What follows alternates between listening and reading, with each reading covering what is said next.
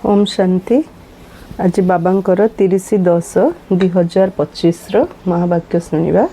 मिठे बच्चे तुमको बर्तमान बहुत बहुत साधारण भाव रहिबाके हो। दामी दामी शौकीन ड्रेस पिंधा द्वारा मध्य देह अभिमान आसी थाए।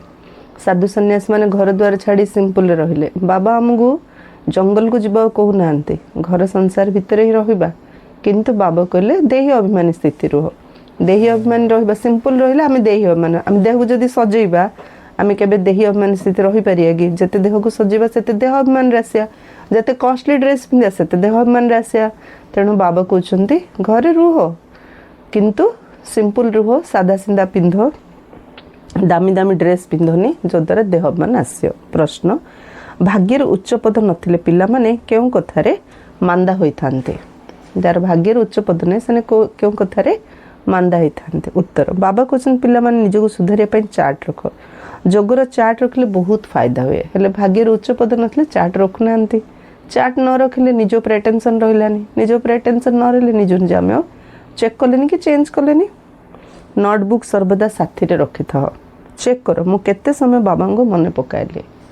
बाबा कहले सब बेले साथी रे नोटबुक रख, लेख मु आज सारा दिन बाबा को केते समय मन पकाइले। चरित्र दैवी अटे। एक तो चेक करो मु केते समय बाबा को याद करछि, द्वितीय रे चेक करो मोर चरित्र दैवी चरित्र तो केते दूर मोर चरित्र दैवी चरित्र। कर्म करुथिया बेले बाबांकर स्मृति रहउछि। जोग द्वारा ही कलंकी छाड़िबो एवं भाग्य उच्च होबो। आज बाबा खास 3टा पॉइंट ऊपर अटेंशन देले। चार्ट रखो। फर्स्ट, मोर चाली चलन देवी देवता परिना। सेकंड, मु जोग केते करछि बसिकी। थर्ड, मु काम कला बेले केते बाबा को याद रहिकी करछि। जदि परि चार्ट रखिबा ताहले हमें निज ऊपर अटेंशन रहिबो, निज चेंज करि पारे, जो द्वारा हम उच्च पदर अधिकारी हेइ पारे। गीत अछि भोले नाथ से निराला कोई और नहीं। ओम शांति। मधुर पिला मानक पाखरे एही लक्ष्मी नारायण चित्र निश्चित रहिबा दरकार।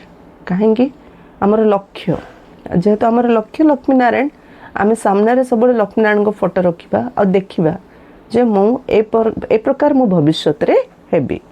लक्ष्मी नारायण चित्र को देखी तुमको बहुत खुशी हेबा दरकार। काहेकि ना ए होची तुम पाठ पढ़ार लक्ष्य। तुम जानुछ जे आमे छात्र अटु एवं ईश्वर आमको पढ़ाउछन्ते।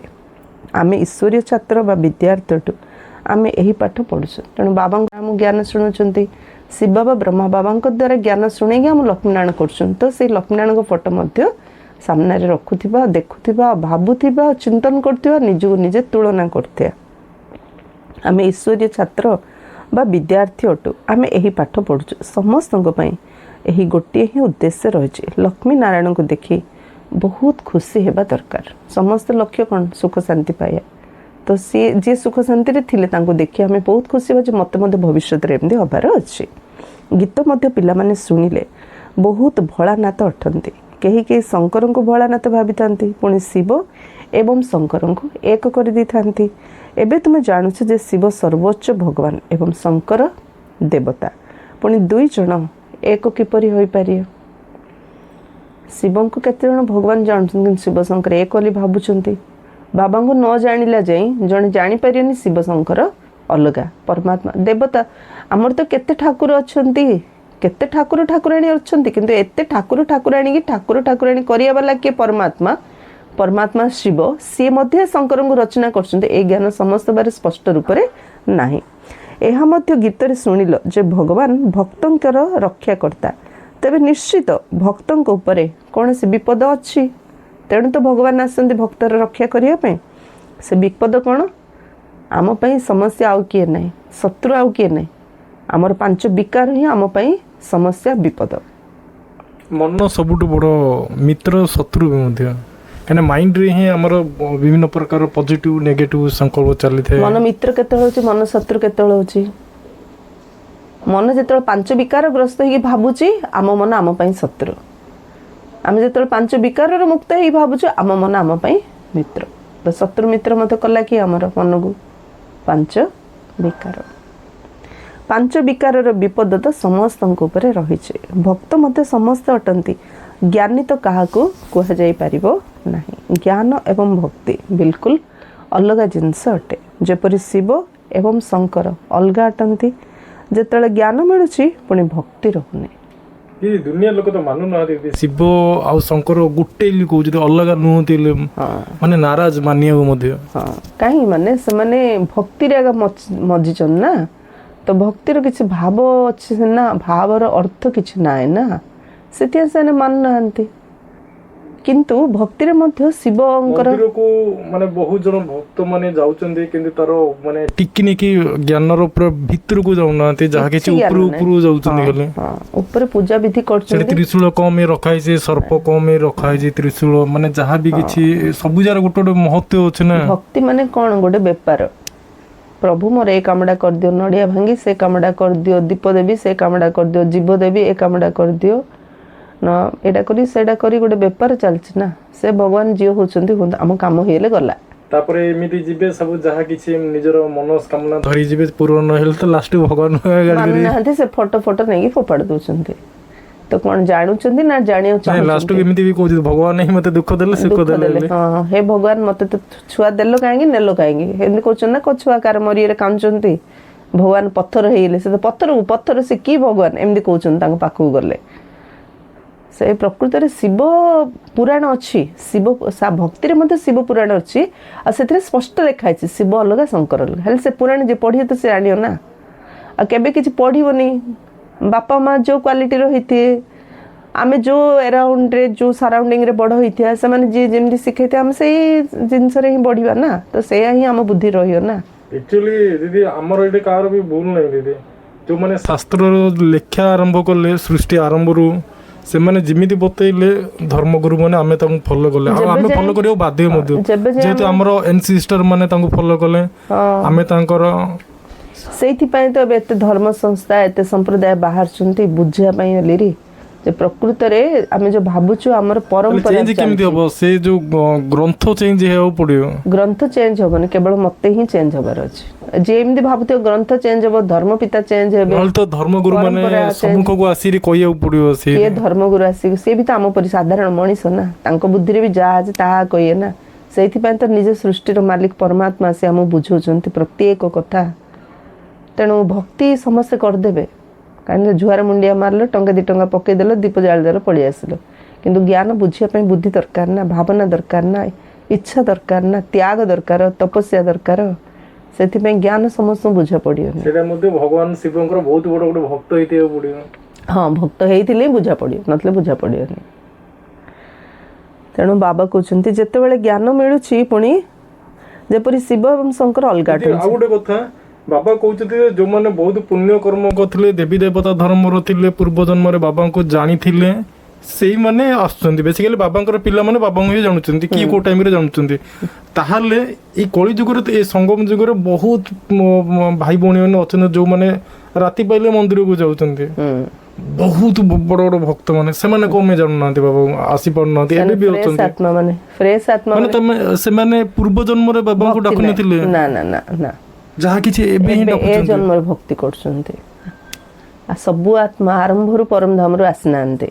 ଫାଷ୍ଟ 9,16,108, ତାପରେ 2 କୋଟି, ତାପରେ 33 କୋଟି, ଏବେ 100 ବର୍ଷ ହେଲା 800 କୋଟି, ଏବେ 100 ବର୍ଷ ହେଲା ଜନସଂଖ୍ୟା ବଢ଼ୁଛନ୍ତି।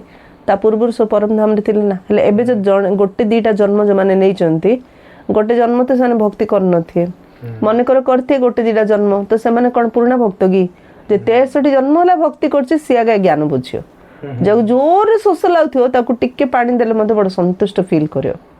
ବେଳେ ବେଳେ ଆମକୁ ଏମିତି ଲାଗୁଛି ଯେ ଭଗବାନ ଶିବଙ୍କ ମନ୍ଦିର ଅଛି, ଗୁଡ଼ାଏ ମନ୍ଦିର ଅଛି ଆମ ଓଡ଼ିଶାରେ, ସେଠି ବହୁତ ଭକ୍ତ ମାନେ ଅଛନ୍ତି, ସେଠି ପୂଜାରୀ ମଧ୍ୟ ଅଛି, ସେମାନଙ୍କୁ କହିଲେ ମଧ୍ୟ ସେମାନେ ବି ବୁଝୁନାହାନ୍ତି। ଏବେର ଭକ୍ତ ହେଇଥିଲେ କେମିତି ବୁଝିବେ? ଏ ଜନ୍ମର ଏ ଗୋଟେ 2ଟା ଜନ୍ମର ଭକ୍ତ ହେଲେ ବୁଝା ପଡ଼ିବନି। ଯେ ପୁରୁଣା ଭକ୍ତ ହେଇଥିବ 63 ଜନ୍ମରେ, ତାକୁ ହିଁ ବୁଝା ପଡ଼ିବ। ସମସ୍ତେ ଏକଥା ବୁଝିପାରିବେନି। ଯେତେବେଳେ ଜ୍ଞାନ ମିଳୁଛି, ପୁଣି ଭକ୍ତି ରହୁନି। ଯେ ବୁଝିଯିବ ନା, ସିଏ ଆଉ ଭକ୍ତି କରିବନି। ମନେକର ଜ୍ଞାନରେ ନ ଚାଲିପାରିଲେ ମଧ୍ୟ ସେ ଆଉ ଭକ୍ତି କରିବନି, କାହିଁକିନା ସେ ଜାଣିଛି ଭଗବାନ କିଏ। ତୁମେ ସୁଖଧାମର ମାଲିକ ହେଉଛ, ଅଧା କଳ୍ପ ପାଇଁ ସଦ୍ଗତି ମିଳିଯାଉଛି। ଜଣଙ୍କର ଇସାରାରେ ତୁମେ ଅଧା କଳ୍ପର ସମ୍ପତ୍ତି ପ୍ରାପ୍ତ କରୁଛ। ଦେଖୁଛ ଯେ ଭକ୍ତଙ୍କୁ କେତେ ଦୁଃଖ ଭୋଗିବାକୁ ପଡ଼ୁଛି। ଜ୍ଞାନ ଦ୍ୱାରା ତୁମେ ଦେବତା ହୋଇଯାଉଛ। ପୁଣି ଯେବେ ଭକ୍ତଙ୍କ ଉପରେ କଷଣ ପଡ଼ିଥାଏ, ଅର୍ଥାତ୍ ଦୁଃଖ ହୋଇଥାଏ, ସେତେବେଳେ ଯେ ବାବା ଆସିଥାନ୍ତି। बाबा बुझाउछन् जे ड्रामा अनुसार जहाँ बीती जाए ताहा पुणी पुनरावृत्ति हो ड्रामा ना तेणु रिपीट हम पुणी भक्ति आरंभ होता है तो बाम मार्ग आरंभ होता है अर्थात पतित होबार मार्ग आरंभ हुए से मत प्रथम नंबर होची काम विकार जहाँपाई कहुए काम उपर विजय प्राप्त कले तुम्हें जगज्जित हेब ते बाबा कहले नंबर 1 होची काम विकार आमर शत्रु ता ऊपर जीतीगले आम जगत को जीतीजा से मैंने कौन विजय प्राप्त कर भक्त मैंने कौन काम विकार उपर विजय प्राप्त कर रावण राज्य रे विकार बिना तो कहार शरीर मध्य सृष्टि होनी सत्य जुगरे रावण राज्य ही न थाए सेठारे जदि रावण रहिबो तेबे भगवान राम राज्य स्थापन करी कले कौन विकार जोठी अछि माने सेडी दुख चिंता रोग व्याधि 100% ग्यारंटी तो राम राज्य माने जोठी दुख नहीं रोग नहीं चिंता नहीं तार नाम चिन्ह वर्ण ही नहीं तेणु भगवान स्वर्ग राम राज्य स्थापन करी कले कौन जदि काम विकार सेठी मध्य रहियो तो जोठी स्वर्ग सेठी विकारर चिन्ह वर्ण नहीं लौकिक पितांकर केते चिंता रहुछि मोर पिला माने सुखरे रुहंतु धन एकाठी करी पिला मानकु देई थांती जे सुखरे रुहंतु परंतु एठारे तो एभଳି होई परिबो नै बापा माँ केते कष्ट पड़ंतु केते धन एकाठी करंतु एठी पिलांगु सुख देई परिबे नाही यह होछि दुखर दुनिया ए बेहद्र बाबा कहउछन जे तुमे सेठारे जन्म जन्मांतर सुख भोगिथिबो अमाप धन मिली जाय था 21 जन्म सेठारे कोनोसी दुख रहिबो नाही अमाप धन मिलिबो आ कौन सी दुख 21 जन्म जाए रही से पाठ आसी परमात्मा बाबा आम पाठ पढ़ाउछन्ति देवालिया हेब नहीं एई कथा बुद्धि रे धारण करी अंतर रे बहुत खुशी रहा दरकार तुमर ज्ञान एवं जग संपूर्ण गुप्त अटे स्थूल अस्त्र शस्त्र आदि किछि नै बाबा बुझाउछन्ति जे एहा होछि ज्ञानर तरबारी से माने पुणी स्थूल अस्त्र शस्त्र देवी मानकु देई दैछन्ति शास्त्र आदि जो माने पढुछन्ति से माने एपरि केबे कहिबे नाही जे एहा ज्ञानर अस्त्र यह ज्ञानर खंडा अटे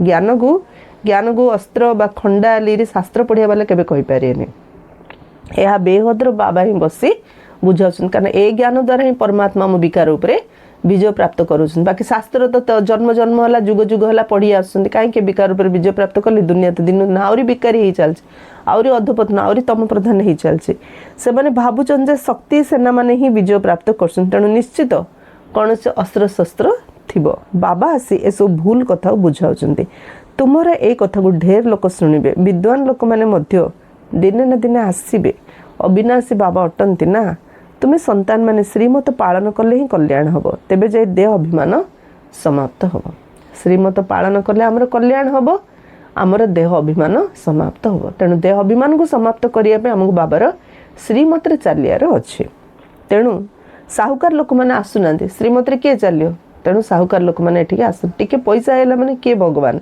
किंतु एमिति भी बहुत साहुकार अछंती एबे भी बाबांगर पिला आइरे जे संख्या एग्जांपल होउजती ब्रह्मा बाबा संख्या गरिष्ठ कार एठी गरीब मानकर संख्या अधिक ना साहुकार बहुत कम ना साहुकार बाबा का कोन जने करोड़पति सेमानो बाबा साहुकार कोसंती ए लखपति वाला बाबा साहुकार बाबा ले प्रे अरबपति थिले करोड़पति नै हां बाबा कहउछन जे देह अहंकार को छाड़ भल ड्रेस आदि पिंधिबार मध्य निशा रही थाए तुम्हें एबे वनवास रे अछु ना एबे जाउछ ससुर घर सेठार तुम बहुत सुना गहना पिंधा जीवो एठारे दामी ड्रेस पिंधनी ससुर घर माने सत्य जुग गले दामी ड्रेस गहना सब पिंधियो बाबा कहले एठी बाप घर सेति पे सिंपल साधा रुह एठी दामी ड्रेस पिंधनी बाबा कहउछन बिल्कुल साधारण भाव रहिया खबो झियोडा बाप घरे फैशन करछि डाउन टू अर्थ हां सेति बाबा आसन बेगतु प्रिंस करिया पई जो भली कार्य मु करछि पिला मानकु मध्ये सेही भली साधारण रहिबा को हेबो नचेत देहर अभिमान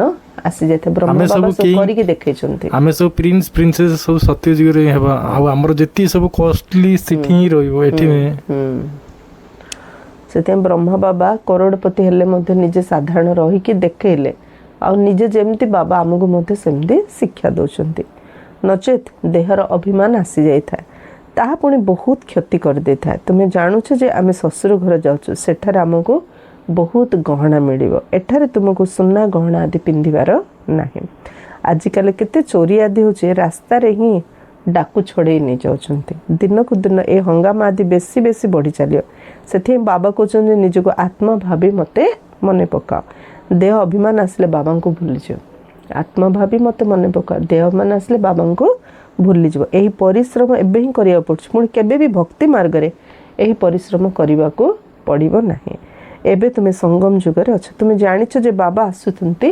ପୁରୁଷୋତ୍ତମ ସଙ୍ଗମ ଯୁଗରେ ଲଢ଼େଇ ମଧ୍ୟ ନିଶ୍ଚିତ ହେବ। ଆଣବିକ ବୋମା ଆଦି ବହୁତ ତିଆରି କରି ଚାଲିଛନ୍ତି। Atom bomb, hydrogen bomb, missile ସବୁ ତିଆରି କରୁଛନ୍ତି କ'ଣ ପାଇଁ?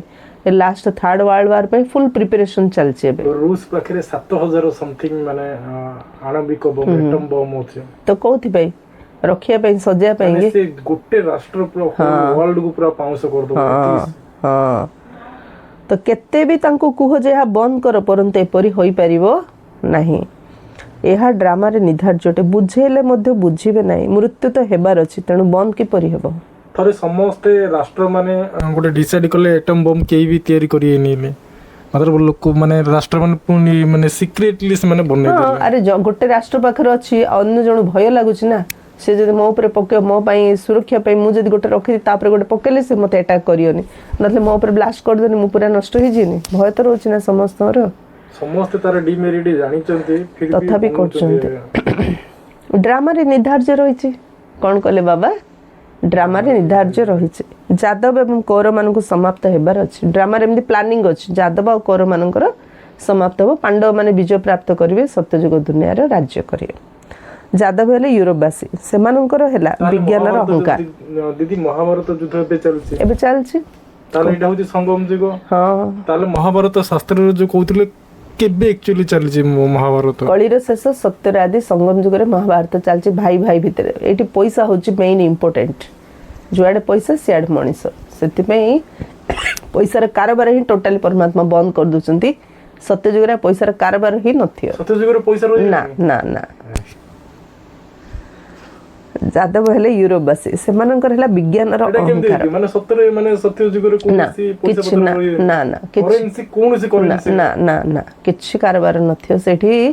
ମାନେ ଯେମିତି ମାର୍କେଟରେ ସମସ୍ତଙ୍କର ଫଳ ଯାହାର ଯାହା ଅଧିକ ଆଣି ରଖିଦିଏ ଗୋଟେ ଜାଗାରେ, ଯାହାକୁ ଯାହା ପସନ୍ଦ ସିଏ ତାର ନେଲା। ମୋର ଯୋଉଟା ଅଧିକ ମୁଁ ନେଇ ଥୋଇଦେଲି ସେଇଠି, ତମର ଯୋଉଟା ଅଧିକ ତମେ ଥୋଇଦେଲ, ମତେ ହେଲେ ସମସ୍ତେ ସେଇଠି ରଖିଲେ, ଯାହାକୁ ଯୋଉଟା ପସନ୍ଦ ସିଏ ସେଇଟା ନେଇକି ଚାଲିଲା। ମାନେ ସବୁ ଲୋକର ବି ସରିବନି ସେଇଠି। ନା ନା ପନିପରିବା ଦଉଥିବେ, ଫଳ ଦଉଥିବେ, ସେମାନଙ୍କର ବି ସରିବନି। ନା, ସବୁ ଫାର୍ଷ୍ଟ କ୍ଲାସ୍। ଅମାପ ଧନ ପରା, ଅସରନ୍ତି ଧନ, ରୋଗ ନାହିଁ, ବ୍ୟାଧି ନାହିଁ, ଦୁଃଖ ନାହିଁ। ସମସ୍ତେ ସମସ୍ତଙ୍କୁ ଦେଲେ ତ ସୁଖ ସବୁଠି ନା। ମାଗିଲେ ନା, ମଣିଷ ନବାର ଇଚ୍ଛା ରଖିଲେ ନା, ସେଠି ଡିଷ୍ଟର୍ବାନ୍ସ। ସେଥିପାଇଁ ତ ସେ ଦେବତା। ଏଇ ଗୋଟେ ଦୁନିଆ ବିଷୟରେ ଶୁଣିଲେ ଏତିକି ଖୁସି ଲାଗୁଛି। ଆଉ ସେଇ ଦୁନିଆରେ ଆହୁରି ମାଲିକ ହବ, ଆହୁରି କେତେ ଖୁସି ଲାଗିବ ଭାବ। ସେଥିପାଇଁ ବାବା କହୁଛନ୍ତି ସେମାନଙ୍କ ପାଖରେ, ଯାଦବ ମାନଙ୍କର ଅହଙ୍କାର ବେଶୀ, ଯାହାଦ୍ୱାରା ବିନାଶ ହୋଇଥାଏ, ତାପରେ ଶାନ୍ତିର ବିଜୟ ହୋଇଥାଏ। ତୁମକୁ ଶାନ୍ତ ସ୍ୱରୂପରେ ରହିବା ପାଇଁ ଶିଖାଯାଉଛି। ସେ ଦୁନିଆକୁ ଯିବା ନା, ସେଥିପାଇଁ ବାବା କହୁଛନ୍ତି ଶାନ୍ତ ସ୍ୱରୂପରେ ରୁହ। ବାବାଙ୍କୁ ମନେ ପକାଅ ସମ୍ପୂର୍ଣ୍ଣ ନିରବତାର ସହିତ। ମୁଁ ଆତ୍ମା ଶରୀର ଠାରୁ ଅଲଗା ଅଟେ। କିଛି ନାହିଁ, ଖାଲି ବସିଲେ ସମସ୍ତଙ୍କୁ ବୋରିଂ ଲାଗିବ ନା। କିଛି ନା କିଛି କରିବା। ସମସ୍ତେ ଅନ୍ୟାନ୍ୟ କର୍ମ ଇନ୍ଦ୍ରିୟର ବଶବର୍ତ୍ତୀ ହେଇ କରୁଛନ୍ତି, ଆମେ କର୍ମେନ୍ଦ୍ରର ଅଧୀନରୁ ମୁକ୍ତ ହେଇକିରି ଆମେ କରିବା। ଏ ଜନ୍ମ ତ ଆମର ସବୁ ଜନ୍ମର ଆହୁରି ଶ୍ରେଷ୍ଠ ଜନ୍ମ। ଆହୁରି ପରମାତ୍ମା ସାଥିରେ ଅଛନ୍ତି, ଆମ ଏନି ଟାଇମ୍ ଡାଇରେକ୍ସନ୍ ଦେଉଛନ୍ତି କ'ଣ କରିବା କ'ଣ ନା। ଆଠୁ ବଡ଼ ଭାଗ୍ୟ କିଛି ନାହିଁ, ପରିଶ୍ରମ ନାହିଁ, ଏ ତ ଭାଗ୍ୟର ସଙ୍ଗମ। ମୁଁ ଆତ୍ମା ଶରୀରଠାରୁ ଅଲଗା ଅଟେ। ଶରୀର ଛାଡ଼ିବା ପାଇଁ ଯେପରି ଆମେ ପୁରୁଷାର୍ଥ କରୁଛୁ, ଏପରି କେବେ କହି ଶରୀର ଛାଡ଼ିବା ପାଇଁ ପୁରୁଷାର୍ଥ କରିଥାନ୍ତି କି? ମୁଁ ଆତ୍ମା ଶରୀରଠୁ ଅଲଗା, ଆମେ ଏଇଟା ପ୍ରାକ୍ଟିସ୍ କରୁଛୁ। କିନ୍ତୁ ଲୋକ ଏମିତି କିଏ ପ୍ରାକ୍ଟିସ୍ କରୁନାହାନ୍ତି, ଶରୀର ଛାଡ଼ିବା ପାଇଁ କିଏ ପୁରୁଷାର୍ଥ କରୁନାହାନ୍ତି। ସାରା ବିଶ୍ୱ ଖୋଜି କରି ଆସ, କିଏ ଅଛନ୍ତି ଯେ କହିବେ ହେ ଆତ୍ମା ଏବେ ତୁମକୁ ଶରୀର ଛାଡ଼ି ଯିବାକୁ ହେବ, ପବିତ୍ର। ଏକଥା କେବଳ ପରମାତ୍ମା ହିଁ କହୁଛନ୍ତି, ହେ ଆତ୍ମା ତୁମକୁ କେତେବେଳେ ଘରକୁ ଯିବାର ଅଛି, ଶରୀର ଛାଡ଼ାର ଅଭ୍ୟାସ କର, ପବିତ୍ର ହୁଅ। ପବିତ୍ର ହେଲେ ଶରୀର ଛାଡ଼ି ଘରକୁ ଯିବ। ସାରା ଦୁନିଆରେ ଖୋଜିଲେ ଏମିତି କିଏ କହିବାର ବାଲା ମିଳିବେ ନାହିଁ, କାହିଁକିନା ମରିବା ପାଇଁ କାହାର ଇଚ୍ଛା ନାହିଁ, ପବିତ୍ର କିଏ ରହିବାକୁ ଚାହୁଁନାହାନ୍ତି। ଏକଥା ଯିଏ କହିବ ତାର ଦୋକାନ ବନ୍ଦ ହେଇଯିବ। ପରମାତ୍ମା ହିଁ ଅଧିକାର ସହିତ କଥା କହୁଛନ୍ତି, ଆମକୁ ପବିତ୍ର କରୁଛନ୍ତି, ଆଉ ସାଥିରେ ନେଇକି ଯିବା ପାଇଁ ଆସିଛନ୍ତି, ଆଉ ଯିବେ ନିଶ୍ଚୟ। ନଚେତ୍ ପୁଣି ଦଣ୍ଡ ଭୋଗିବାକୁ ପଡ଼ିବ। ଦଣ୍ଡ କିଏ ପାଇଥାଏ? ଆତ୍ମା। ସେତେବେଳେ ସାକ୍ଷାତକାର ହୋଇଥାଏ, ତୁମେ ହେଇ ପାପ କରିଛ, ଏବେ ଦଣ୍ଡ ଭୋଗ କର। ସେତେବେଳେ ଅନୁଭବ ହୋଇଥାଏ ଯେପରି ଜନ୍ମ ଜନ୍ମାନ୍ତର ପାଇଁ ଦଣ୍ଡ ମିଳୁଛି। ଏତେ ଦୁଃଖ ଭୋଗ କରିବ, ତେବେ ବାକି ସୁଖର ସନ୍ତୁଳନ କେତେ ରହିଲା?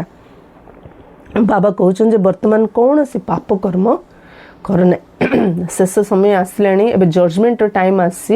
ଏ ସମୟରେ କୌଣସି ପାପ କର୍ମ କର ନାହିଁ। ଯାହା ନ ଜାଣି କରିଥିଲେ 63 ଜନ୍ମ ଏବେ ଦଣ୍ଡ ଭୋଗୁଛ, ଏବେ ଜାଣିକି ପୁଣି କରିବ, ଆହୁରି କେତେ ଦଣ୍ଡ ଭୋଗିବ, କେତେ ପ୍ରାୟଶ୍ଚିତ କରିବ, କେତେ କଷ୍ଟ ପାଇବ। ନିଜର ରେଜିଷ୍ଟର ରଖ। ପ୍ରତ୍ୟେକ ସ୍କୁଲରେ ଚାଲିଚଳଣୀର ରେଜିଷ୍ଟର ରଖିଥାନ୍ତେ ନା ସ୍କୁଲରେ। ଏକ ତ ଏକାଡେମିକ୍ ଏଜୁକେସନର ସାର୍ଟିଫିକେଟ୍ ଦେବେ, ଦ୍ୱିତୀୟରେ କ୍ୟାରେକ୍ଟର ସାର୍ଟିଫିକେଟ୍ ଦେଉଛନ୍ତି। ଶିକ୍ଷାମନ୍ତ୍ରୀ ବି କହିଥାନ୍ତି ଭାରତର ଚରିତ୍ର ଠିକ୍ ନାହିଁ, କୁହ ଆମେ ଏହି ଲକ୍ଷ୍ମୀନାରାୟଣଙ୍କ ପରି ଚରିତ୍ର ଗଠନ କରୁଛୁ। ଏହି ଲକ୍ଷ୍ମୀନାରାୟଣଙ୍କର ଚିତ୍ର ତ ସର୍ବଦା ପାଖରେ ଥିବା ଦରକାର। ଏହା ଆମର ଲକ୍ଷ୍ୟ ଉଦ୍ଦେଶ୍ୟ। ଆମେ ଏହିଭଳି ହେବା ପାଇଁ ଯାଉଛୁ। ଏହି ଆଦି ସନାତନ ଦେବୀଦତ୍ତା ଧର୍ମକୁ ଆମେ ସ୍ଥାପନ କରୁଛୁ ଶ୍ରୀମତ ଆଧାରରେ। ଏଠାରେ ଚାଲିଚଳଣୀର ସୁଧାର କରାଯାଇଥାଏ। ତୁମର ଏଠାରେ କଚେରୀ ବି ହୋଇଥାଏ। ସବୁ ସେବା କେନ୍ଦ୍ରରେ ପିଲାମାନଙ୍କର କଚେରୀ ହେବା ଦରକାର। ସବୁ ସେବା କେନ୍ଦ୍ରରେ ପିଲାମାନଙ୍କର କଚେରୀ ହେବା ଦରକାର ଯେ ପ୍ରତିଦିନ କେଉଁ ଇନ୍ଦ୍ରିୟ ଆମକୁ ଧୋକା ଦେଉଛି ନୋଟ୍ କରିବା ଦରକାର। ନିୟମିତ ଟିଚର୍ସ ମାନଙ୍କୁ ଏସବୁ କଲେକ୍ଟ କରିବାକୁ ପଡ଼ିବ, ସଜାଡ଼ିବାକୁ ପଡ଼ିବ। ପ୍ରତିଦିନ କୁହ ଚାର୍ଟ ରଖ, ତାହେଲେ ସୁଧାର ହେବ। କାହାର ଭାଗ୍ୟରେ ନାହିଁ ତ ପୁଣି ଆଳସ୍ୟ କରିଥାନ୍ତି। ଚାର୍ଟ ରଖିବା ବହୁତ ଭଲ ପୁରୁଷାର୍ଥ ଅଟେ। ସମସ୍ତଙ୍କୁ ଚାର୍ଟ ରଖିବା ଦରକାର। ଆଜି ସାରାଦିନ ମୋତେ କେଉଁ କର୍ମେନ୍ଦ୍ରିୟ ଧୋକା ଦେଇଛି, ମୁଁ କେତେ ସମୟ ଯୋଗ କଲି, କର୍ମ କଲାବେଳେ ବାବାଙ୍କ ୟାଦ ରହିକି କଲି ନା ନାହିଁ, କେତେ ମୁଁ ଦୈବୀ ଗୁଣ ଧାରଣ କରିଛି, ସବୁ ଚାର୍ଟ ରଖିଲେ ହିଁ ଆମର ଇମ୍ପ୍ରୁଭମେଣ୍ଟ। ଚାର୍ଟ ଲେଖୁଥିଲେ। ଆମର ବଡ଼ ବଡ଼ ଯେଉଁମାନେ ମଧୁବନରେ ଭାଇ ରହୁଛନ୍ତି ସେମାନେ ମଧ୍ୟ ପ୍ରପର ପ୍ଲାନ୍ ବନେଇଥାଉଛନ୍ତି। ତୁମେ ଜାଣୁଛ ଯେ ଆମେ ଏଇ 84 ଜନ୍ମର ଚକ୍ରକୁ ଜାଣିବା ଦ୍ୱାରା ଚକ୍ରବର୍ତ୍ତୀ ରାଜା ହୋଇଯାଉଛେ। ଏହା କେତେ ସହଜ ଅଟେ ଏବଂ ପୁଣି ପବିତ୍ର ମଧ୍ୟ ହେବାକୁ ପଡ଼ିବ। ୟାଦର ଚାର୍ଟ ରଖ, ଏଥିରେ ତୁମକୁ ବହୁତ ଫାଇଦା ହେବ। ନୋଟବୁକ୍ ବାହାର ନ କଲେ ଭାବିନିଅ ବାବାଙ୍କୁ ୟାଦ କରିନାହାନ୍ତି। ନୋଟବୁକ୍ ସର୍ବଦା ହାତ ରଖ। ନିଜର ଚାର୍ଟ ଦେଖ, କେତେ ସମୟ ବାବାଙ୍କୁ ମନେ ପକାଇଲ।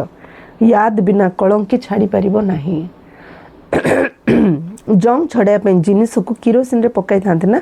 କର୍ମ କରୁଥିଲେ ମଧ୍ୟ ବାବାଙ୍କୁ ମନେ ପକାଅ, ତେବେ ପୁରୁଷାର୍ଥର ଫଳ ମିଳିଯିବ। ପରିଶ୍ରମ ଅଟେ ନା। ଏମିତି କ'ଣ ଖାଲିଟାରେ ମୁଣ୍ଡରେ ମୁକୁଟ ପିନ୍ଧେଇ ଦେବେ କି ବାବା?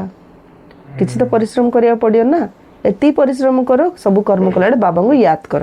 ତାପରେ 21 ଜନ୍ମ ପୁରା ରାଜା ରାଣୀ 21 ଜନ୍ମ ଗଦିରେ ବସିବ ତ କିଛି ତ ପରିଶ୍ରମ କରିବାକୁ ପଡ଼ିବ ନା, କିଛି ତ ପୁରୁଷାର୍ଥ କରିବାର ଅଛି ନା। କିଛି ମାନେ ଅବିନାଶୀ ଯୋଉ ବିନାଶୀ ପଇସା ପାଇଁ ହେଲେ ଆମେ କେତେ କ'ଣ ପରିଶ୍ରମ କରୁଥିଲେ ଗୋଟେ ଜନ୍ମ ପାଇଁ। ଅପାର ସମ୍ପତ୍ତି ପାଇବା। 21 ଜନ୍ମ ରାଜ କରିବାର ଅଛି।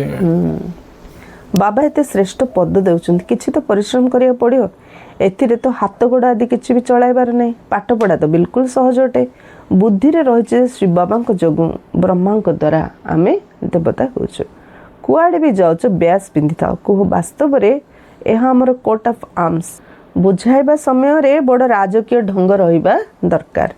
ବହୁତ ମଧୁରତାର ସହ ବୁଝାଇବା ଉଚିତ। କୋଟ୍ ଅଫ୍ ଆର୍ମସ୍ ଅର୍ଥାତ୍ ବେଜ୍ ଉପରେ ବି ବୁଝାଅ। ପ୍ରୀତି ବୁଦ୍ଧି ଏବଂ ବିପରୀତ ବୁଦ୍ଧି କାହାକୁ କୁହାଯାଉଛି? ବ୍ୟାଡ୍ସ ଲଗାଇବା ଦରକାର। ବ୍ୟାଡ୍ସରେ ୱାନ୍ ସାଇଡ଼୍ ଅଛି ଆମର ବ୍ରହ୍ମା ବିଷ୍ଣୁ ଶଙ୍କର ତ୍ରିମୂର୍ତ୍ତି, ଅନଦର ସାଇଡ଼୍ ଅଛି ଆମର ଶ୍ରୀ ଲକ୍ଷ୍ମୀ ଓ ଶ୍ରୀ ନାରାୟଣ। ୟା ବିଷୟରେ ଛୋଟିଆ ବ୍ୟାଡ୍ସରେ ମଧ୍ୟ ଆମେ ଅନେକଙ୍କୁ ମଧୁରତାର ସହିତ ବୁଝେଇ ପାରିବା ଯେ ଏହା ଆମର ଲକ୍ଷ୍ୟ। ଭଗବାନ କିଏ? ଜିଓଡି ଗଡ୍। କ'ଣ ଶିଖଉଛନ୍ତି? ଲକ୍ଷ୍ୟ କ'ଣ ନା ଆସୁଛନ୍ତି ଆମ ଲକ୍ଷ୍ମୀନାରାୟଣ କରିବା ପାଇଁ। ତ ଜିଓଡି ଗଡ୍ ଜେନେରେଟର, ଅପରେଟର ଡିଷ୍ଟ୍ରକ୍ଟର କରୁଛନ୍ତି ଆମ ଲକ୍ଷ୍ମୀନାରାୟଣ। ତ ଦୁଇଟା ଯାକ କ୍ଲିଅର ଆସିଗଲା ଆମର ବ୍ୟାଡ୍ସରେ। ପ୍ରୀତ ବୁଦ୍ଧି ଏବଂ ବିପରୀତ ବୁଦ୍ଧି କାହାକୁ କୁହାଯାଉଛି? ତୁମେ ପିତାଙ୍କୁ ଜାଣିଛ? ଏମିତି ପ୍ରଶ୍ନ ପଚାର। ଅନ୍ୟମାନଙ୍କୁ ବୁଝେଇଲା ବେଳକୁ ପ୍ରଶ୍ନ ପଚାରିଲେ ସେମାନେ ଆନ୍ସର ଦେବେ। କ'ଣ ଆନ୍ସର ଦେବେ ଶୁଣିବ, ତାପରେ ତୁମେ ଅଥରେ ଆନ୍ସର ଦେବ, ତାଙ୍କୁ ଇଣ୍ଟରେଷ୍ଟ ଲାଗିବ ଶୁଣିବା ପାଇଁ। ଲୌକିକ ପିତାଙ୍କୁ ତ ଈଶ୍ୱର କହିବେ ନାହିଁ, ସେ ଅବିନାଶୀ ପିତା ହିଁ ପତିତ ପାବନ ସୁଖର ସାଗର ଅଟନ୍ତି। ଜଣେ ଜଣେ ଶାସ୍ତ୍ର ଏତେ ମାନେ ଜାଣିଛନ୍ତି ଯେ ସେମାନେ ତ ମହାଜ୍ଞାନୀ ହେଲେ ଭାବୁଛନ୍ତି, ସେମାନଙ୍କୁ ବୁଝେଇବେ କେମିତି? ତ ସେଇଥିପାଇଁ ଦେଖାଯାଉଛି ନା ଗଣେଶଙ୍କର ମୁଣ୍ଡ କାଟିଲା ପରେ ଯାଇକିରି ହାତୀ ମୁଣ୍ଡ ଲଗେଇବାରୁ ସେ ଅଗ୍ରପୂଜ୍ୟ ହେଲେ। ମଣିଷ ପାଖରେ ଅହଙ୍କାର ଥିଲା ଯେ ସେ ଭଗବାନଙ୍କୁ କେବେ ଜାଣିବେ ନାହିଁ। ଯେବେ ଅହଙ୍କାର କଟିବ ସେ ଜାଣିବ। ଯଦି ଅହଙ୍କାର କଟୁନି, ସେ ଜାଣୁନି, ତାର ନିଜର କ୍ଷତି। ଭଗବାନ କିଛି ପ୍ରମାଣ ଦେବା ଦରକାର ନାହିଁ ନା ମୁଁ ଭଗବାନ ମୋତେ ଜାଣ ଅଲିରି। ପରମାତ୍ମା ସେ ବୁଝେଇଲେ, ଯିଏ ବୁଝିଲା କଲା ସେ ପାଇଲା, ଯିଏ ନ ବୁଝିଲା ନ କଲା ତାର ଗଲା। ତାଙ୍କଠାରୁ ହିଁ ଅସରନ୍ତି ସୁଖ ମିଳିଥାଏ। ପରମାତ୍ମାଙ୍କ ଠାରୁ ଯିଏ ପତିତ ପାବନ ସୁଖର ସାଗର ଆତ୍ମାମାନଙ୍କର ପିତା, ସେ ହିଁ ଆମକୁ ଅସରନ୍ତି ସୁଖ ଦେଇଥାନ୍ତି। ବାକି ଶରୀରର ଲୌକିକ ପିତା ଆମକୁ କେବେ ଅସରନ୍ତି ସୁଖ ଦେଇପାରିବେ ନାହିଁ। ସେ ନିଜେ ତ ସୁଖୀ ନୁହନ୍ତି, ଆମକୁ ଦେବେ କିପରି? ସୁଖର ସାଗର କେବଳ ଏକ ପରମାତ୍ମା ହିଁ ଅଟନ୍ତି। ଶ୍ୱଶୁର ଘର ପଠାଇ ଦେଇଥାନ୍ତି। ହଁ, ବାପା ମା ତ ଶ୍ୱଶୁର ଘର ପଠାଇଦେଲେ ଆଉ ସୁଖ ଦେବେ କେଉଁଠି? ଏବେ ତୁମର ଅଟେ ଅଲୌକିକ ଶ୍ୱଶୁର ଘର, ତାହା ହେଲା ହଦ୍ର। ସେ ମା ବାପା ଅତି ବେଶୀରେ 5-7 ଲକ୍ଷ କିମ୍ବା 1 କୋଟି ଟଙ୍କା ଦେବେ। ତୁମର ତ ବାବା ନାମ ରଖିଛନ୍ତି ପଦ୍ମା ପଦମ ପତି ହେଉଥିବା ସନ୍ତାନ ମାନେ। ସେଠାରେ ତ ପଇସାର କିଛି କଥା ହିଁ ନାହିଁ, ସବୁ କିଛି ମିଳିଯାଇଥାଏ ହେଲା। ବାବା କ'ଣ କଲେ, ସେଠାରେ ପଇସାର କିଛି କଥା ହିଁ ନାହିଁ। ସେ ଶ୍ୱଶୁର ଘରୁ ଯେଉଁ ବାବା ପଠେ ସତ୍ୟ ଯୁଗରେ ସବୁ କିଛି ଆମକୁ ସହଜରେ ବିନା ମୂଲ୍ୟରେ ପ୍ରାପ୍ତ ହୋଇଥାଏ। ବହୁତ ସୁନ୍ଦର ସୁନ୍ଦର ମହଲ ହୋଇଥାଏ। ଜନ୍ମ ଜନ୍ମାନ୍ତର ପାଇଁ ତୁମକୁ ମହଲ ମିଳିଥାଏ। ସୁଦାମାର ଉଦାହରଣ ରହିଛି ନା, ଚାଉଳ ମୁଠି କଥା ଶୁଣିଛନ୍ତି, ତେଣୁ ଏଠାକୁ ତାହା ମଧ୍ୟ ନେଇ ଆସିଥାନ୍ତି। କିନ୍ତୁ କ'ଣ ଖାଲି ଭାତ ଖାଇବେ କି? ସୁଦାମାର ଚାଉଳ ମୁଠା ଶୁଣୁଛନ୍ତି ଲିରି, ମଧୁବନ ଗଲେ ମଧ୍ୟ ମୁଠାଟି ଚାଉଳ ଧରିକି ପଳାଉଛନ୍ତି। ହେଲେ ବାବା ପଚାରୁଛନ୍ତି କ'ଣ ଖାଲି ଭାତଟା ଖାଇବ କି? ଭାତ ସହିତ କିଛି ଚାଖଣା ଦରକାର ନା ନାହିଁ। ସେ ଟାଇମ୍ ଏ ଟାଇମ୍ ଭିତରେ ମାନେ ବହୁତ ଡିଫରେନ୍ସ ଅଛି।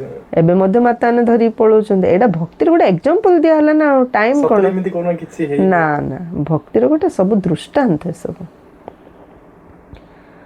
କିନ୍ତୁ କ'ଣ ଖାଲି ଭାତ ଖାଇବେ କି? ତେଣୁ ତାହା ସାଥିରେ କିଛି ମସଲା ଆଦି ବି ନେଇ ଆସିଥାନ୍ତି। ଏମିତି ଭାବିକି ଆଉ ଥରେ ତା ସହିତ ଟିକେ ମସଲା ଆଣିଦିଅନ୍ତି। କେତେ ସ୍ନେହରେ ନେଇ ଆସନ୍ତି। ପିଲାମାନେ କ'ଣ ସେବା ବାବା କରୁଛନ୍ତି ଦେଖ। ବାବା କେଉଁଠି ରାଜକୁମାରୀ କରିବେ, ପିଲାମାନେ ଟିକେ ବାବା କ'ଣ ଖାଲି ଭାତ ଖାଇ ଚାଉଳ ଟିକେ ତା ସହିତ ଟିକେ ମସଲା ମଧ୍ୟ ନେଇକି ପଳାଉଛନ୍ତି ବାବା ଘରକୁ। ବାବା ଖାଇଲେ ହଁ ହଁ, ଯେମିତି ଆମର ସବୁ ଅଛି ନା, ଭକ୍ତିରେ ମଧ୍ୟ ଦେଉଛନ୍ତି। କ'ଣ ଦେଉଛନ୍ତି? ପୂଜା ପାଠ କଲେ ସେ ବାବା ଏସବୁ ଜିନିଷକୁ ଏକ୍ସେପ୍ଟ କରୁଛନ୍ତି, ଯୋଉମାନେ ଯୋଉ ଭାବନାରେ, ଯିଏ ଯେତେ ଭାବନାରେ ଦେଉଛି ବାବା ତାର ସ୍ୱୀକାର କରୁଛନ୍ତି ନା। ସେଥିପାଇଁ ନା ବାବା କହୁଛନ୍ତି ମୁଁ ଗରିବର ବନ୍ଧୁ। ବାବା ତ ଆମକୁ ଜନ୍ମ ଜନ୍ମାନ୍ତର ପାଇଁ ଦେବେ, ଏଣୁ ଦାତା କୁହାଯାଇଛି। ଭକ୍ତି ମାର୍ଗରେ ତମେ ଈଶ୍ୱରଙ୍କ ନିମନ୍ତେ ଦେଇଥାଅ, ତେଣୁ ଅଳ୍ପ କାଳ ପାଇଁ ପରଜନ୍ମରେ ମିଳିଥାଏ। କିଏ ଗରିବଙ୍କୁ ଦାନ ଦେଇଥାନ୍ତି, କଲେଜ ତିଆରି କରିଥାନ୍ତି ତ ପରଜନ୍ମରେ ବିଦ୍ୟାର ଦାନ ମିଳିଥାଏ। ଧର୍ମଶାଳା ତିଆରି କରିଥାନ୍ତି ତ ମହଲ ମିଳିଥାଏ, କାହିଁକି ନା ଧର୍ମଶାଳାରେ ରହି ସୁଖ ପାଇଥାନ୍ତି। ଏହା ତ ଜନ୍ମ ଜନ୍ମାନ୍ତର କଥା ଅଟେ। ତୁମେ ଜାଣିଛ ଯେ ଶ୍ରୀ ବାବାଙ୍କୁ ଯାହା ଦେଉଛ ତାହା ସବୁ ଆମର ହିଁ କାମରେ ଲଗାଇଥାନ୍ତି। ଭକ୍ତିରେ ଯିଏ ଯାହା କରୁଛି, ବିଦ୍ୟା ଦେଲେ ବିଦ୍ୟା ପାଇଲା, ଧନ ଦେଲେ ଧନ ପାଇଲା, ହସ୍ପିଟାଲ ଖୋଲିଲା, ନିରୋଗୀ ଶରୀର ପାଇଲା। କିନ୍ତୁ ଏଇଠି ବାବା ଆମେ ଯାହା ବି ଲଗାଉଛୁ ତାର ପ୍ରତିବଦଳରେ ଆମକୁ ସବୁ ପ୍ରକାର ସବୁ କିଛି ଆମକୁ ଦେଇଥାନ୍ତି। ଆମେ ଯାହା ଦେଉଛୁ ବାବା ଆମ କାମରେ ହିଁ ଲଗାଉଛନ୍ତି। ବାବାଙ୍କର ତ ଶରୀର ହିଁ ନାହିଁ ନା, ଆମ ପାଇଁ ଆମ କାମରେ ହିଁ ଲଗାଉଛନ୍ତି। ଆମର ହିଁ ଜନ୍ମ ଜନ୍ମାନ୍ତର ପାଇଁ ଖାତା ଆମର ବ୍ୟାଙ୍କ ବାଲାନ୍ସ ଜମା କରିଦେଉଛନ୍ତି। ଶ୍ରୀ ବାବା ତ ନିଜ ପାଖରେ ରଖନ୍ତି ନାହିଁ, ବ୍ରହ୍ମାଙ୍କୁ ମଧ୍ୟ କହିଲେ ସବୁ ସମ୍ପତ୍ତି ଦେଇଦିଅ, ତାହେଲେ ତୁମେ ବିଶ୍ୱର ମାଲିକ ହୋଇଯିବ। ବିନାଶର ଓ ରାଜପଦର ମଧ୍ୟ ସାକ୍ଷାତକାର କରାଇଲେ। ଏକ ତ ଶ୍ରୀ ବାବା ଦାତା, ସବୁ ଆମ ପାଇଁ ୟୁଜ୍ କରୁଛନ୍ତି। ଦ୍ୱିତୀୟରେ ଶ୍ରୀ ବାବା ତ ନିରାକାର, ଆମେ ଯିଏ ଶରୀରଧାରୀ ମାଧ୍ୟମ ତାଙ୍କୁ ଆମେ ଦେଲେ, ଆମେ ବ୍ରହ୍ମା ବାବାଙ୍କୁ ଦେଲେ। ବ୍ରହ୍ମା ବାବା ମଧ୍ୟ ତ ନିଜର ସବୁ କିଛି ଲଗେଇଦେଲେ। ଆଉ ବ୍ରହ୍ମା ବାବା କ'ଣ ଆମର ନେଉଛନ୍ତି କି? ନାହିଁ। ଏସବୁ ଆମ ପାଇଁ, ଯଦ୍ୱାରା ଆମେ ରାଜପଦ ପାଇବା। ବାସ୍ ନିଶା ଚଢ଼ିଲା। ବ୍ରହ୍ମା ବାବାଙ୍କୁ ବିନାଶର ସ୍ଥାପନାର ସାକ୍ଷାତକାର ହେଲା, ତାଙ୍କୁ ନଶା ଚଢ଼ିଗଲା। ବାବା ମୋତେ ବିଶ୍ୱର ମାଲିକ କରୁଛନ୍ତି। ଗୀତାରେ ବି ଅଛି, ଅର୍ଜୁନଙ୍କୁ ସାକ୍ଷାତକାର କରାଇଲେ, ମୋତେ ମନେ ପକାଅ ତେବେ ତୁମେ ଏହିପରି ହେବ। ବିନାଶ ଏବଂ ସ୍ଥାପନାର ସାକ୍ଷାତକାର କରାଇଥିଲେ, ତେଣୁ ବ୍ରହ୍ମାଙ୍କୁ ମଧ୍ୟ ପ୍ରାରମ୍ଭରେ ଖୁସିର ପାରଦ ଚଢ଼ିଗଲା। ଡ୍ରାମାରେ ଏହିପରି ଅଭିନୟ ଥିଲା। ଭାଗୀରଥକୁ ମଧ୍ୟ କେହି ଜାଣିନାହାନ୍ତି, ତେଣୁ ତୁମ ପିଲାମାନଙ୍କ ଏହି ଲକ୍ଷ୍ୟ ବୁଦ୍ଧିରେ ରହିବା ଦରକାର। ଆମେ ଏହିପରି ହେଉଛୁ। ଭାଗୀରଥ ହେଲେ କିଏ? ଭଗବାନ ଶିବ। ବ୍ରହ୍ମା ବାବା। ଭାଗୀରଥ ମାନେ ଭାଗ୍ୟଶାଳୀ ରଥ। ଶ୍ରୀ ବାବା ବ୍ରହ୍ମାଙ୍କ ଶରୀରରେ ଆସି ଜ୍ଞାନ ଦାନ କରୁଛନ୍ତି, ତେଣୁ ବ୍ରହ୍ମା ବାବାଙ୍କ ଶରୀରକୁ ହେଲା ଭାଗୀରଥ। ଯେତିକି ପୁରୁଷାର୍ଥ କରିବ ସେତିକି ଉଚ୍ଚ ପଦ ପାଇବ। ଗାୟନ କରିଥାନ୍ତି ଫଲୋ ଫାଦର, ଅର୍ଥାତ୍ ବ୍ରହ୍ମା ବାବାଙ୍କୁ ଅନୁସରଣ କର। ଟପ୍ 1 ଭଲ ପୁରୁଷାର୍ଥ ତନ ମନ ଧନରେ ସେବା କରିଥିଲେ, ନମ୍ବର 1ରେ ଯାଇଥିଲେ ବ୍ରହ୍ମା ବାବା। ତେଣୁ ବାବା କହୁଛନ୍ତି ବ୍ରହ୍ମା ବାବାଙ୍କୁ ଫଲୋ କର। ଏହା ଏହି ସମୟର କଥା ଅଟେ। ଅବିନାଶୀ ବାବା କହିଥାନ୍ତି ଯେ ମୁଁ ଯେଉଁ ରାୟ ଦେଉଛି ତାହାକୁ ଅନୁସରଣ କର। ବ୍ରହ୍ମା କ'ଣ ହେଲେ ତାହା ବି ବତାଉଛନ୍ତି। ତାଙ୍କୁ ସୌଦାଗର, ରତ୍ନାକର, ଯାଦୁଗର କହିଥାନ୍ତି ନା। ବ୍ରହ୍ମା ବାବା ଅଚାନକ ହିଁ ସବୁ କିଛି ଛାଡ଼ିଦେଲେ। ପ୍ରଥମେ ସେ ସ୍ଥୂଳ ରତ୍ନର ବ୍ୟବସାୟୀ ଥିଲେ, ଏବେ ଅବିନାଶୀ ଜ୍ଞାନ ରତ୍ନର ବ୍ୟବସାୟୀ ହୋଇଛନ୍ତି। ନର୍କକୁ ସ୍ୱର୍ଗ କରିବା କେତେ ବଡ଼ ଯାଦୁ ଅଟେ। ବାବା ଯାଦୁଗର। କ'ଣ ଯାଦୁ କରୁଛନ୍ତି? ନର୍କକୁ ସ୍ୱର୍ଗ କରିଦେଉଛନ୍ତି। ପୁଣି ସୌଦାଗର ମଧ୍ୟ ଅଟନ୍ତି। ପିଲାମାନଙ୍କୁ କେତେ ଶ୍ରେଷ୍ଠ ସୌଦା ଦେଇଥାନ୍ତି। ସାଧାରଣ ଚାଉଳ ମୁଠି ନେଇ ମହଲ ଦେଇଥାନ୍ତି। ପୁଣି ବାବା ହେଲେ ସୌଦାଗର। ଆମଠୁ ନେଲେ ଚାଉଳ ମୁଠି, ସାଧାରଣ ଚାଉଳ ମୁଠି, ଗୋଟେ ଚାଉଳ ମୁଠା ବଦଳରେ ଆମ ସୁନାର ମହଲ ଦେଉଛନ୍ତି। କେତେ ଭଲ ରୋଜଗାର କରାଉଛନ୍ତି। ହୀରା ଲୀଳା ବେପାରରେ ମଧ୍ୟ ଏହିପରି ହୋଇଥାଏ। କେହି ଯଦି ଆମେରିକାର ଗ୍ରାହକ ଆସିଥାନ୍ତି ତ ତାଙ୍କଠାରୁ 100 ଟଙ୍କା ବସ୍ତୁକୁ 500 କିମ୍ବା 1000 ଟଙ୍କା ବି ନିଅନ୍ତି। ସେମାନଙ୍କଠାରୁ ତ ବହୁତ ପଇସା ନେଇଥାନ୍ତି। ଆମ ଦେଶକୁ କିଏ ବିଦେଶରୁ କିଏ ପଳେଇ ଆସିଲେ ତ ଆମ ଦେଶର ଲୋକଙ୍କଠୁ ଯଦି 100 ଟଙ୍କା ନେବେ, ବିଦେଶୀ ଲୋକଙ୍କ ପାଖରୁ 500 ଟଙ୍କା ନେବେ। କାହିଁକି? पैसार मूल्य ये अधिक से कम तेणु बाबा कहते तो अधिक फायदा है ना ये तुम पाखे तो सबुठार पुराणा वस्तु है प्राचीन राजयोग से जिनसर कारोबार आदान प्रदान करती आम ये समस्त कौन शिक्षा दबा राजयोग जहाँकि सबुठार प्राचीन अटे तुमको एबे भोलानाथ बाबा मिली केते भोला अटंती तुमको कौन रु कौन कर पुराणा दुनियार मूल्यहीन वस्तु बदल में तुमको 21 जन्म पाई कौन कर दौरान मनुष्य को भी किछि हेले जना ना केतेबेले कही था भोलानाथ यह देइचंती केतेबेले कहते अंबा देइचंती गुरु देइचंती एठार तो हूँ पाठपढ़ा तुम ईश्वर पाठशाला बसीच ये दिया नियार कथा नहीं ये हूँ पाठशाला आम ईश्वर पाठशाला बसी पाठ पढ़ु आम लक्ष्य निजे आम परमात्मा आमको डायरेक्ट देवा वाला देवता गढ़ी दौरान गीता ज्ञान दि जाउथिबा स्थान को ईश्वरीय पाठशाला कहते गीतार अच्छे भगवान वाच परंतु यह मत क्या जना नहीं जे भगवान क्या क्या भी पचार परमपिता परमात्मा को जानिछ बाबा होचंती बगीचार मालिक तुमको कंटार फूल कर स्वर्ग को आल्लांक बगीचा बोली कहते यूरोपियन लोके मध्य कही था पैराडाइज वास्तव में भारत परिस्थान थिला एबे कब्रस्तान हो जाए भारत आमर परिस्थान थिला देवता मानक राज्य थिला एबे कब्रिस्तान देह अभिमानी मानक राज्य हो जाए पुणी तुम्हें परिस्थान अर्थात स्वर्गर मालिक होच बाबा आसी सुप्त आत्मा मानक जागृत कराउछंती एहा भी तुम्हें पुरुषार्थर क्रम अनुसार जानुच जे निजे जागृत होइथांती तो अन्य को पुणी जागृत करैथांती जे निजे जागृत होइथांती से अन्य को पुणी जागृत कराइथांती जागृत कराउ नांती अर्थात निजे ही जागृत होई नांती जदि हम निज भितर परिवर्तन न आसले हमें केते अन्य को बुझिले मते तापर प्रभाव ना हमें बुझी पारिबा नाही हम इंटरेस्ट लागियो नै बाबा कहले जे निजे जागृत होनी से अन्य को जागृत करू नांती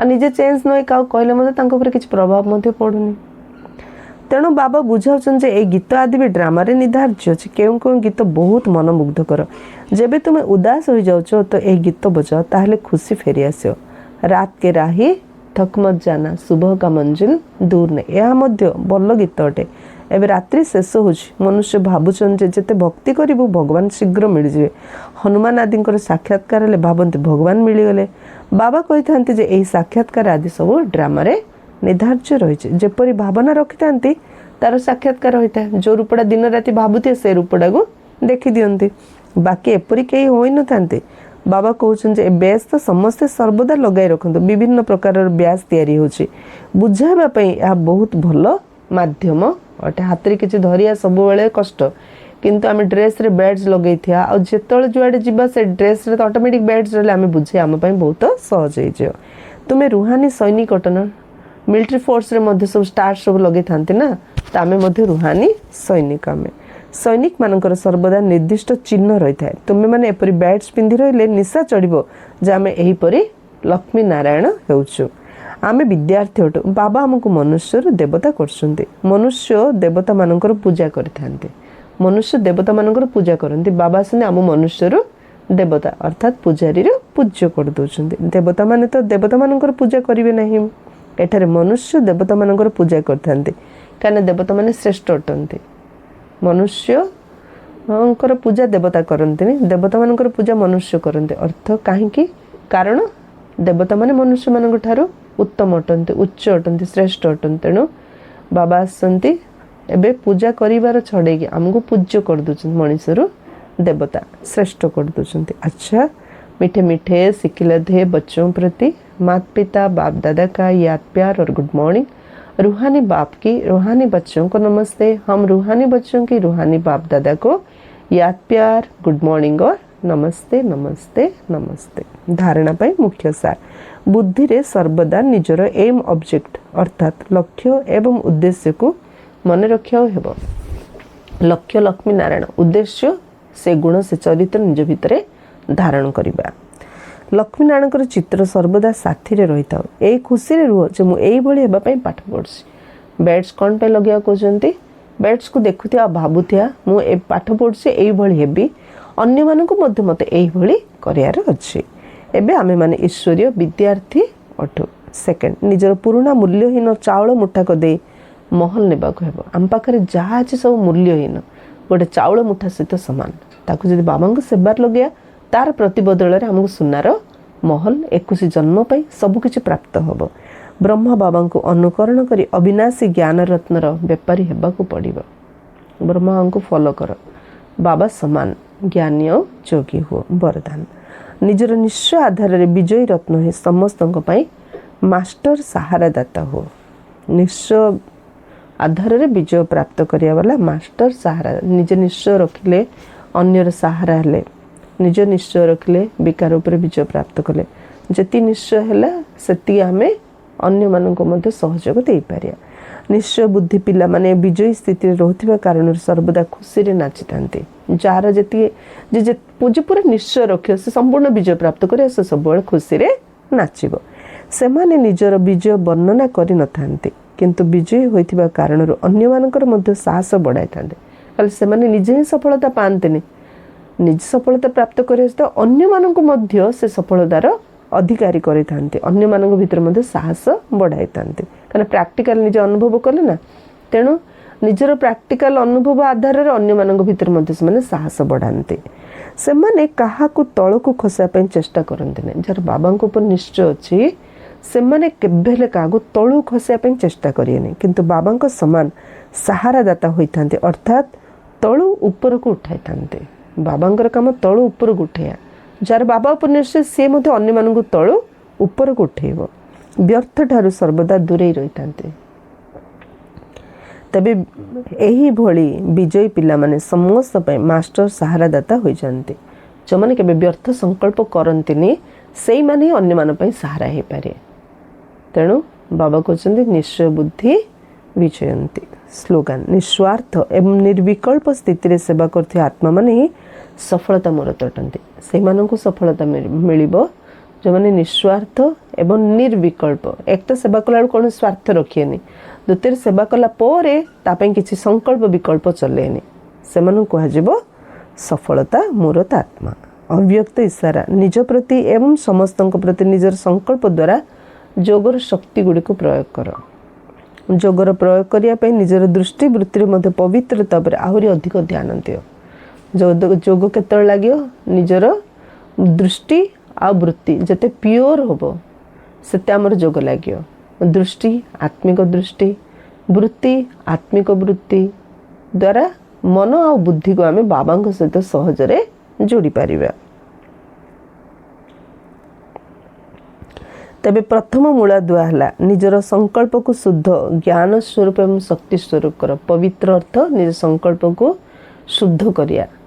केमदी शुद्ध हला जानिया, प्रत्येक संकल्प ज्ञान युक्त जोग युक्त होबार अछि।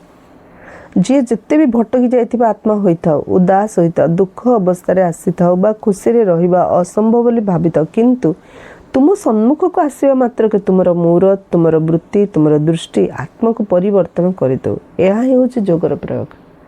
बाबा कौन कहले जे जेति भटकु थाउ, उदास ही थाउ, दुख अवस्था आसथाउ, खुशी रे रहिबा जे असंभव बोली भाबुथिले मध्य आम सामना पळि आसला माने आमर मूरत आमर दृष्टि वृत्ति ताकू परिवर्तन करतार अछि। ये हूँ प्रकृत जोगर प्रयोग। अच्छा, ओम शांति।